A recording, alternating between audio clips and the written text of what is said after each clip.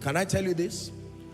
Many believers do not know the power of the will that God gave man. Do not assume that just because the Bible makes provision for it and it's consistent with the will of God, God will do it in your life. There is a role you have to play in answering this question tonight. For some of you, God has been asking it for every miracle service, and you've been making a costly assumption that because you cried in his presence, he should know that you need the miracle. No, sir.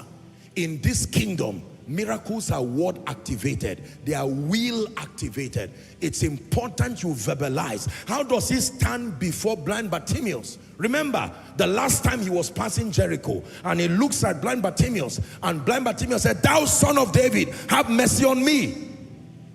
The wisest thing to have done is heal him or give him money, at least one of the two. Jesus stops, goes back, looks at him and says, "What do you desire that I do unto you?" The man would have been offended and said, "Silly question. What do I look like here?"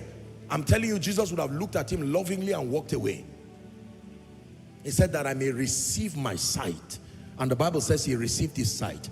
Back to Matthew chapter 9, verse 28. Someone, you are going to answer this question tonight in prayer. Do you believe I'm able to do this? No, don't be in a hurry. Question. To answer this question, you need to define what the this is. If your this is not defined, then your believing is false. Because the believing is connected to this. He said, "Give us this day our daily bread." Are we together? Yes. Your this may be a financial situation. Your this may be a spiritual situation. Your this may be anything in between.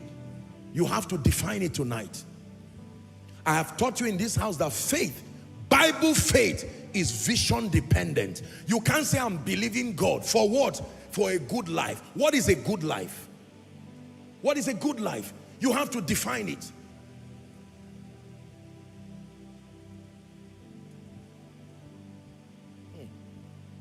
I'm believing God for lifting. Wonderful. What does that mean to you? I'm believing God for vibrancy. What does that mean to you? A resuscitation of your prayer life? A refueling of your passion for the word? Are we together? To be a believer with character, loving the house of God? Any of those still qualifies for spiritual uplifting. So what exactly do you desire for God to do? Many people come to God's house, they celebrate such a palpable presence, and you will be surprised. They just expect God to surprise them, and he will. But there's no definition. They do not know that since God gave you the will, he expects that you verbalize. The Bible says, "Be anxious for nothing." We're Bible students. It says, "But in everything by prayer and supplication with thanksgiving."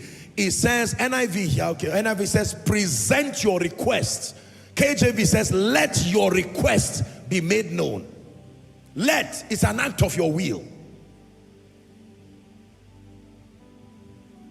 For someone, you need to come before God and be very defined. Yeah, sometimes you cry while saying it, but say it. You have to verbalize it. You have to verbalize it. Are we together? Lord, I'm trusting you. I'm in a financial situation right now. I'm owing 500 million, 100 million, 1 million, 1 billion. It doesn't matter how much.